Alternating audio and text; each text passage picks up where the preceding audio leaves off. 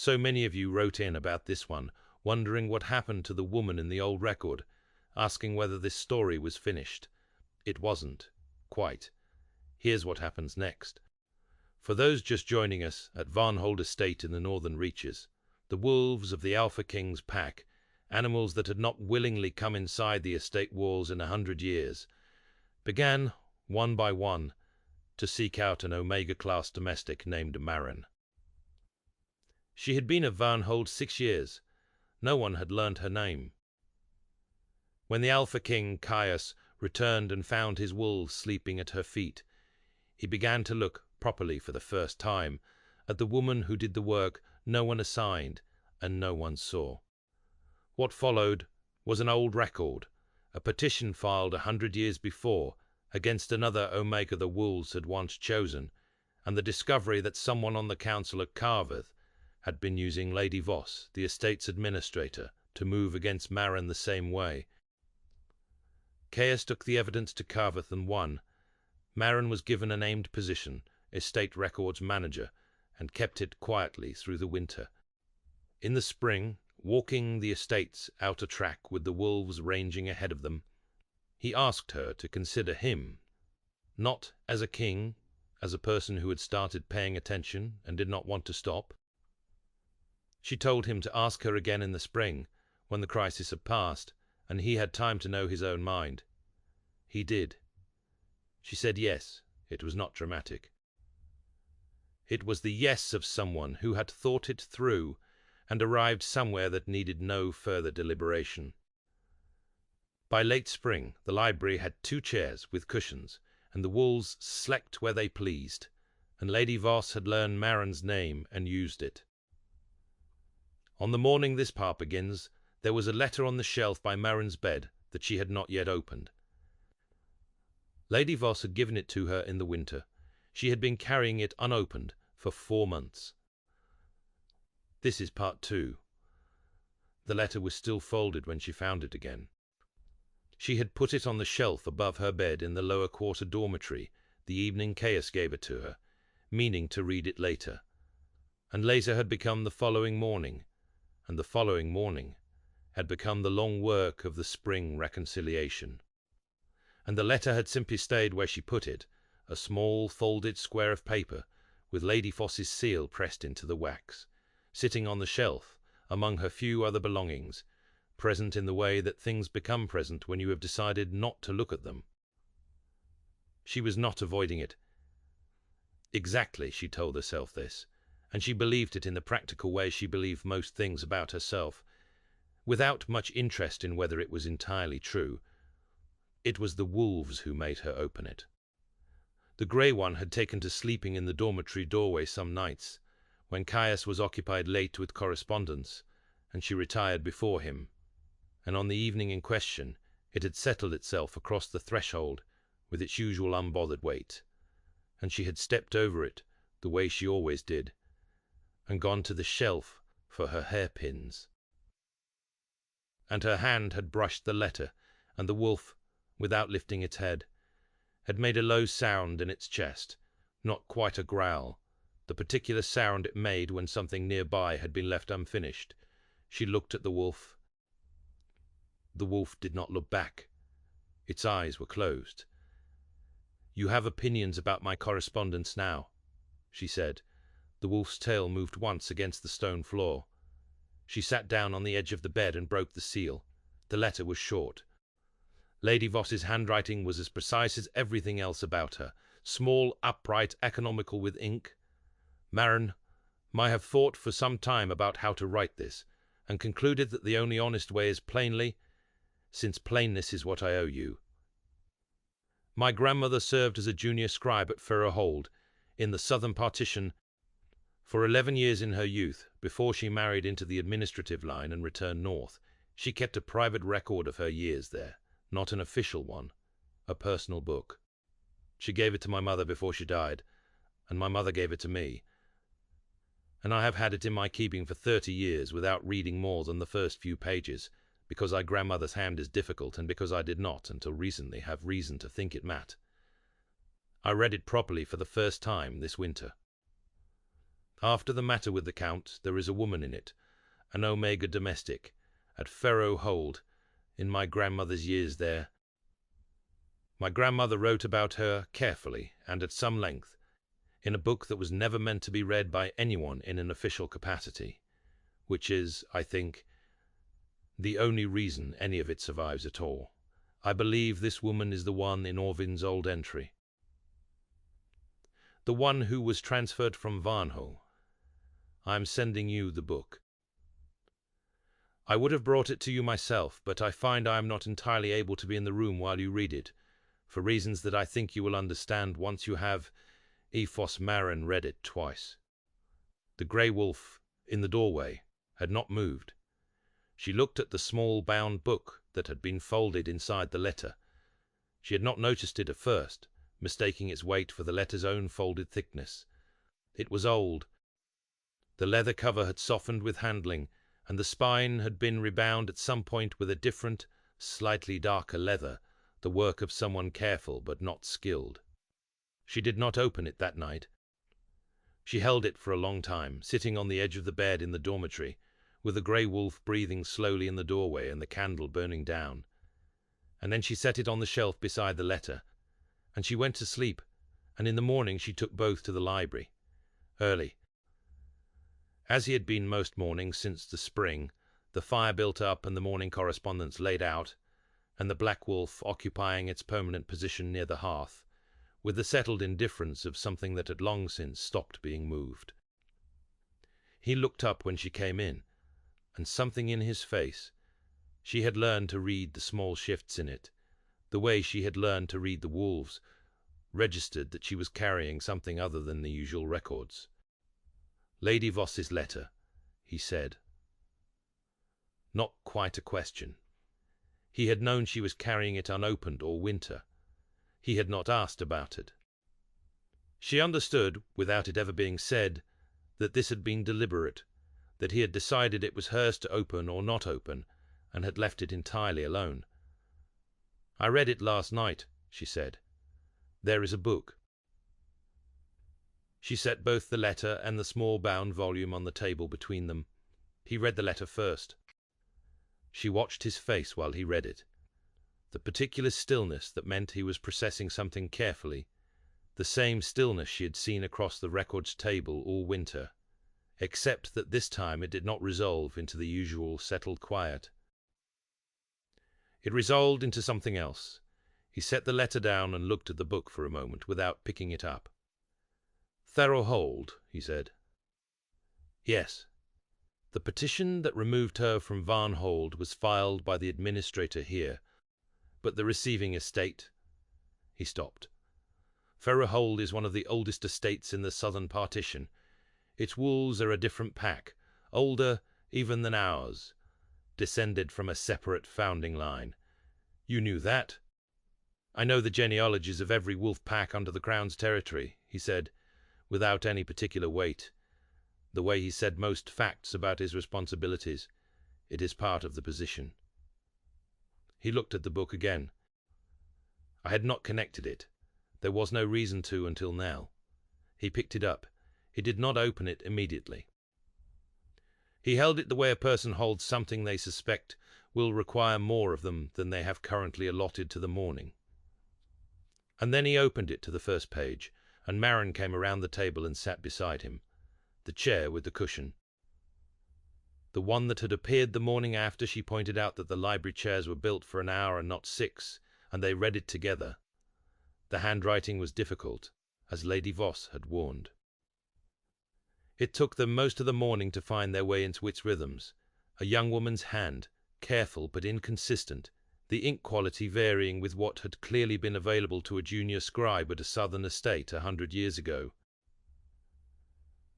The early pages were ordinary. A young scribe's account of her first months at Ferro Hold. The cold, the unfamiliar accounting structure. A senior scribe who was kind, and one who was not. The small complaints and small satisfactions of a life beginning somewhere new. The woman appeared on the 11th page. There is an Omega here called Tamsin. The entry read, She has been at Ferro 11 years, transferred in from the north, Farnhold, I think, though no one says so directly, and I have only pieced it together from the transfer date matching something I overheard. She does the laundry rotation and the kitchen overflow and whatever else falls to no one. She does not speak unless spoken to, and when she is spoken to she answers exactly the question asked, and nothing more. Which I took at first for sullenness, and have since understood, is simply economy. I do not think anyone here has been unkind to her particularly. I also do not think anyone here has been anything else.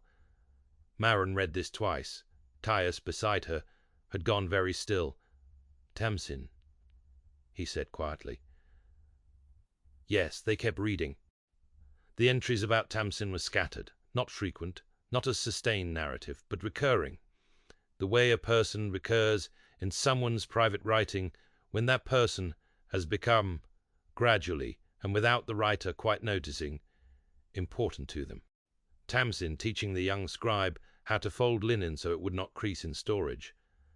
A skill the scribe noted with the particular delight of someone young enough to find small competencies thrilling, that Tamsin performed with a precision that seemed almost wasted on linen. Tamsin sitting with the young scribe through a fever 3 nights, when no one else at Farrowhold had time or inclination. Tamsin's quiet habit of leaving the kitchen's best apples for the kennel dogs, which the scribe had noticed and never mentioned to anyone, because it seemed like the kind of thing that should not be reported. And then, perhaps 40 pages in an entry that made Maren's hand still on the page.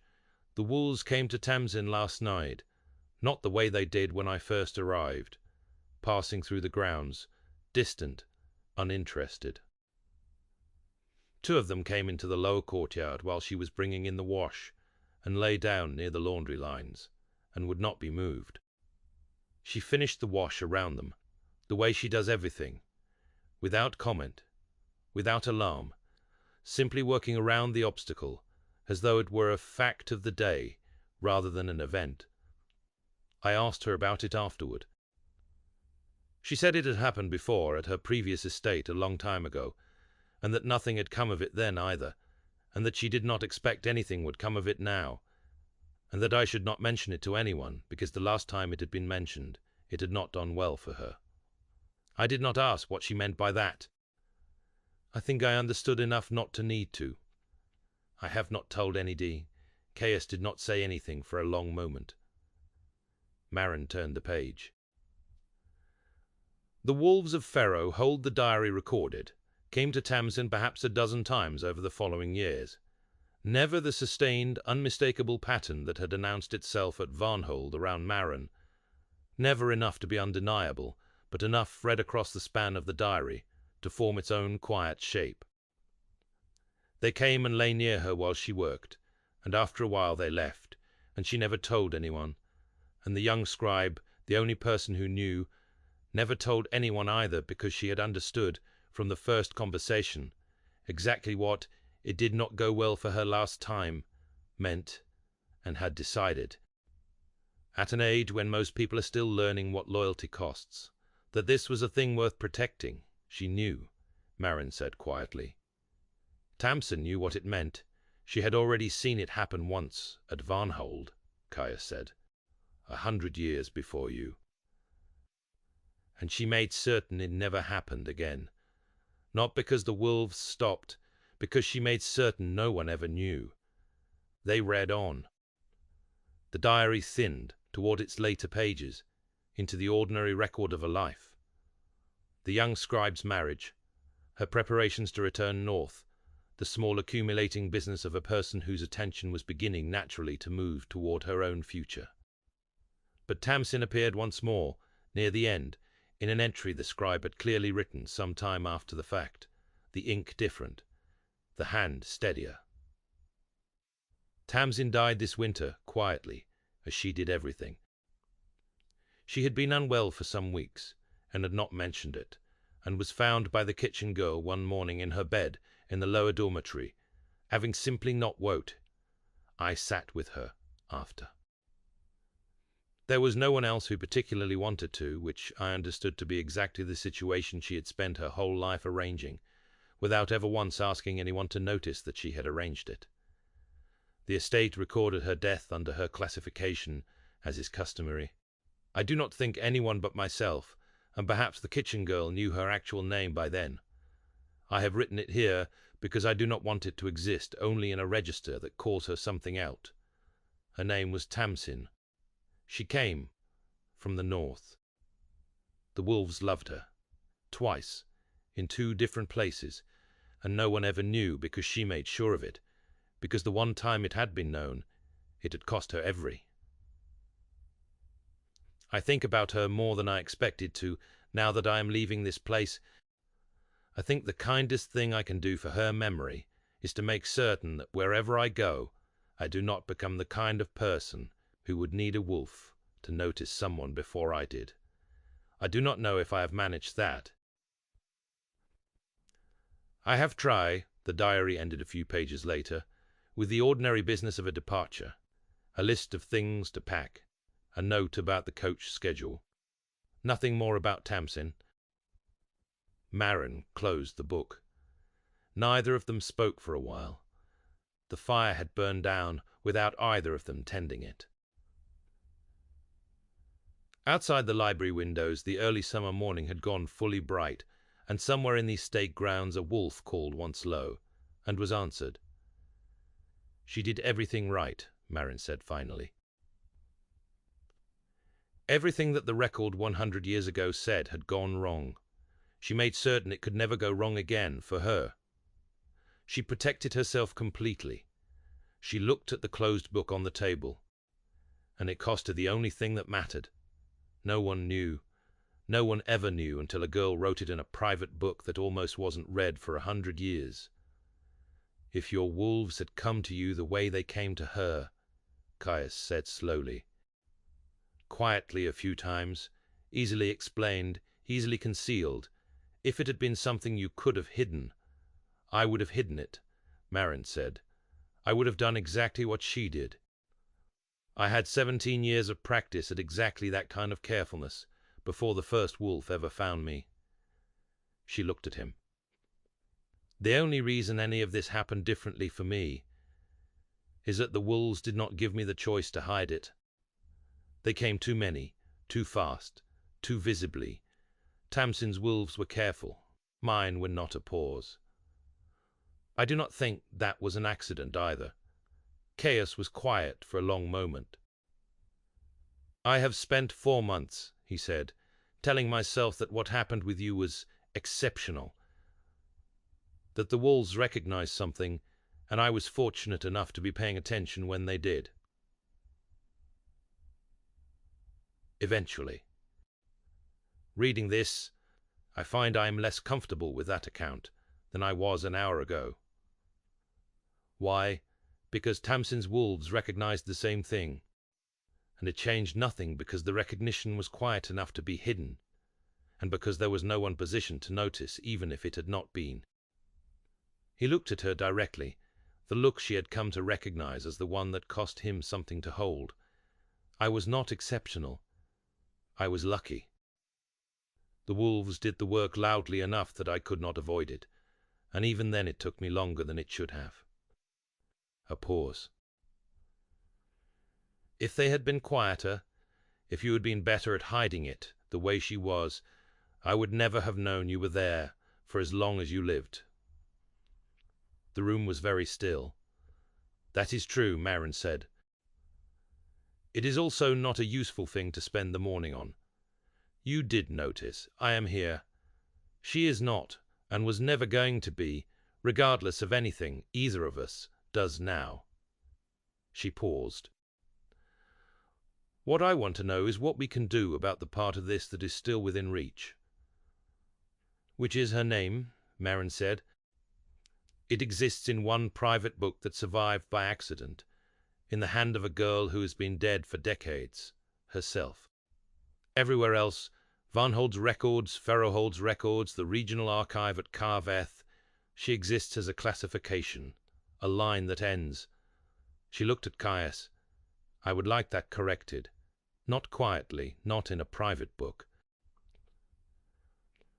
In the actual record at Varnhold, Caius said, where she began, and where the same thing nearly happened to someone else, 100 years later, except that this time the wolves were not careful.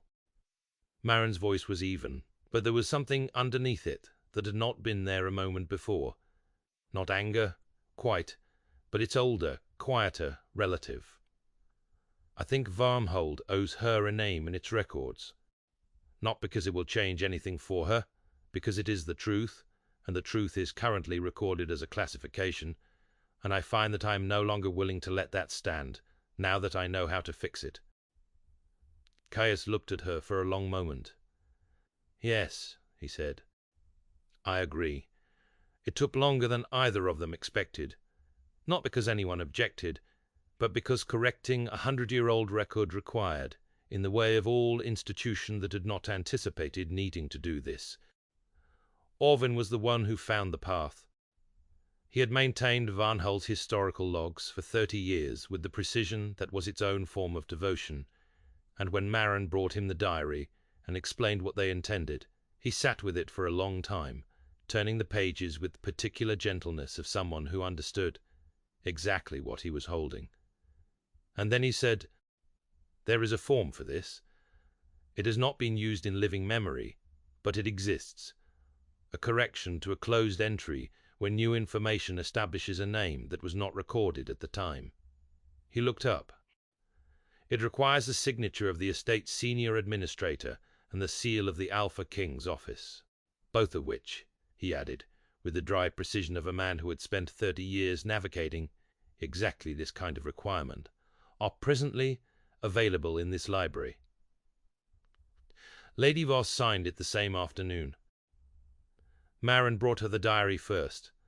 Not the letter, which Lady Voss had already read in writing it, but the book itself, so that she could see what her grandmother had written, in full, rather than the summary she had given Maren.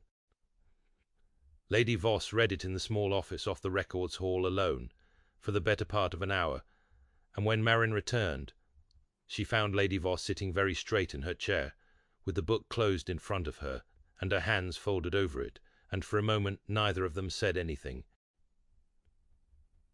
"My grandmother," Lady Voss said finally, "spent 11 years at Ferrohold, and came home and became, by every account I have ever heard, an extremely precise and capable woman who ran a very correct household for 40 years. She looked at the book. I never once heard her mention Tamsin. Not once in my entire life.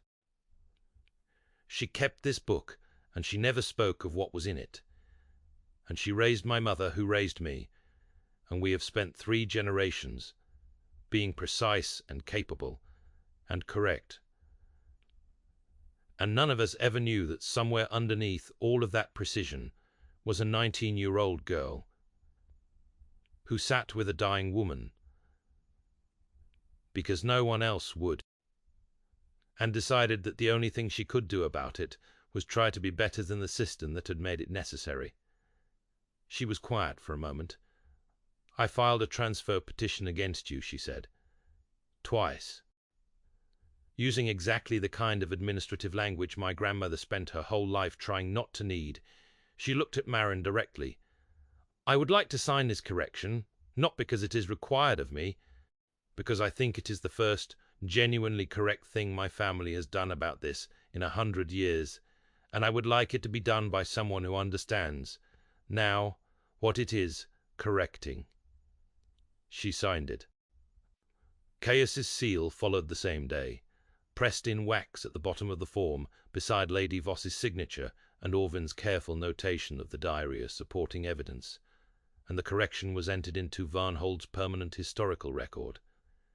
That in the winter of 100 years past, an Omega-class domestic had been the subject of the wolves' attention in a manner consistent with later recorded instances had been transferred under circumstances the record now acknowledged as improperly motivated, and had lived out her remaining years at Ferrohold, where she had died, and where, the correction noted in Orvin's careful hand, she had been.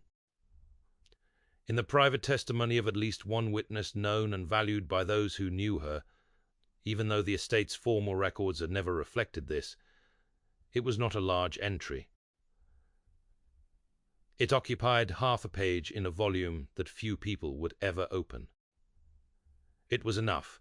That evening, the library was quiet in the particular way it had become quiet over the spring. The fire built up against the lingering chill that the north kept even in early summer, the grey wolf under the table, the black one by the hearth, the day's work mostly done. Maren sat with her pen working through the last of the afternoon's correspondence, and Caius sat across from her with a report he had stopped reading some minutes before, and was not pretending to read. "I have been thinking," he said, "about the spring." She looked up. "You told me to ask you again," he said, "when the estate was not under institutional crisis and I had time to determine whether what I felt was a decision or a circumstance." He set the report down entirely. "I asked, you said, yes. I have not asked you anything since, because I assumed the asking was the thing, and the rest would simply proceed, in whatever manner these things proceed. And now you are reconsidering that assumption."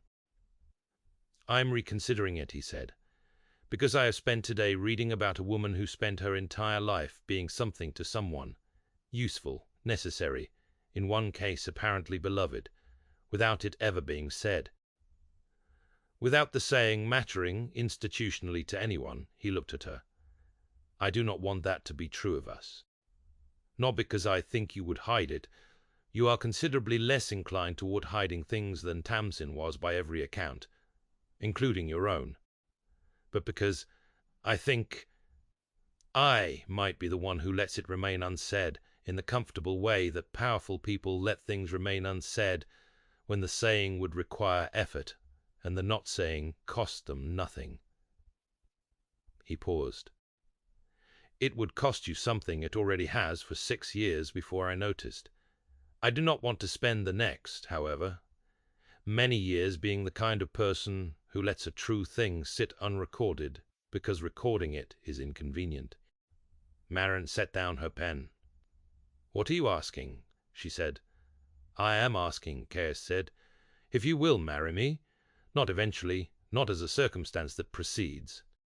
I am asking if you will let this estate's records and Carveth's, and every register that has ever called you by a classification, reflect, formally, permanently, and without ambiguity, what is actually true." He held her gaze, the way he had learned to, the way that had once cost him something and now seemed to cost him nothing at all. "I am asking you to have a name in every record that matters, the way Tamsin never did, for as long as either of us has any say over what those records contain." The library was very quiet. "Yes," Maren said, "it was not dramatic. It did not need to be." The grey wolf, under the table, exhaled a long, slow breath, and did not otherwise move. And the black one by the hearth lifted its head, looked at both of them with its patient, uncategorizable attention, and settled again, and outside the windows the long northern evening held its light, the way it did in early summer, neither day nor night, simply subtended. "Good," Caius said. The binding took place 3 weeks later, in the small chapel at Varnhold's eastern wall, not the grand hall at Carveth, which Caius had offered, and Maren had declined without any particular drama, on the grounds that the grand hall at Carveth had nothing to do with either of them, and the chapel at Varnhold had everything to do with 6 years of her life. It was a plain stone room, used ordinarily for the estate's small observances, seasonal blessings, the occasional funeral, and it held comfortably the household staff who wished to attend, which turned out to be most of them. Lady Voss stood near the front, in her usual severe grey, her posture exactly as precise as it had always been. The scribe who had once handed Maren a transfer notation with careful neutrality stood near the back and cried, which surprised no one more than himself.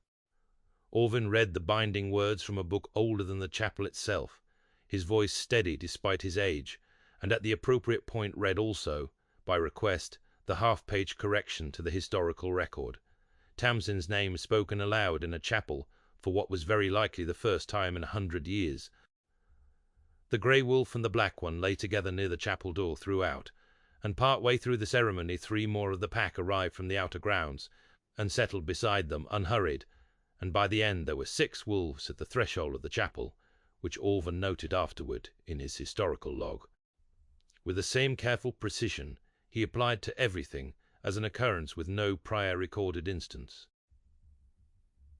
Afterward, in the inner yard, in the long light of the northern evening, Maren stood with ink still faintly visible on her wrist from the morning's correspondence. She had not had time to fully scrub it before changing, and had decided, when she noticed that she did not particularly mind, and Caius stood beside her, and the household moved around them with the easy noise of people who had been waiting a long time for an excuse to be glad about something, and the wolves moved through all of it with the unhurried confidence of animals that had made a decision and had eventually been proven right. The summer settled into Varnhold the way it always did, briefly. Brightly, the long days making up for the long dark that would come again. The library kept its 2 cushioned chairs. The records stayed reconciled. Lady Voss administered the estate with a precision that had become, gradually, simply precision without anything underneath it. In the historical archive, in a volume that few people would ever open, half a page recorded the life of a woman named Tamsin, who had come from the north 100 years before, and had been loved twice by wolves who knew things that the people around her had not, and who was at last written down correctly. One evening in midsummer, working through the day's correspondence in the library with the grey wolf under the table, and the black one by the hearth and the windows open to the long light, Maren came across a routine notation. A household roll, updated quarterly, listing every person in service at Varnhold by name and position. Her name was there, where it had always technically been, except that now it was simply her name. No classification beside it, no rotation assignment, nothing that required explanation. Maren, the roll read, and then beside it, the position Caius had given her in the winter, and beside that, in a column that had not existed in the roll before this quarter, a single additional notation that Alvin had added without being asked in his careful hand, because he had decided, after 30 years of maintaining records that called people what they were rather than what they had become, that it belonged there, wife to the Alpha King by her own choice. Witnessed. She looked at it for a moment. Then she picked up her pen and turned to the next page, and the evening went on.